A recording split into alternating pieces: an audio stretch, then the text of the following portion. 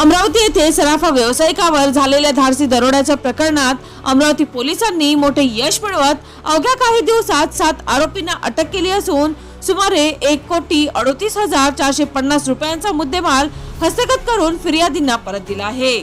13 February रोजी रात्री 9:30 वाजताच्या सुमारास सुमित्रा ज्वेलर्सचे मालक सुशांत शेरेकर यांना कारने अडवून चाकूचा धाक दाखवत सोन्याचे दागिने व रोकड लुटण्यात आली होती। तपासात 788 ग्राम सोनं चोरीला गेल्याचे स्पष्ट झाले होते। मित्रांनो, पोलिसांनी 48 तासात आरोपींना अटक करत 661 ग्राम सोने, 1,19,000 रुपये रोकड, वाहन, मोबाईल व शस्त्र जप्त केले। न्यायालयाच्या आदेशानुसार 7 एप्रिल रोजी पोलीस आयुक्तांच्या हस्ते मुद्देमाल परत देण्यात आला। मित्रांनो, या कार्यवाहीमुळे शहरात सुरक्षिततेची भावना बळावली असून पुढील तपास सुरू आहे। चला तर मित्रांनो, पुन्हा भेटूया नवीन बातमीसह। तोपर्यंत पाहत रहा अमरावती सिटी न्यूज।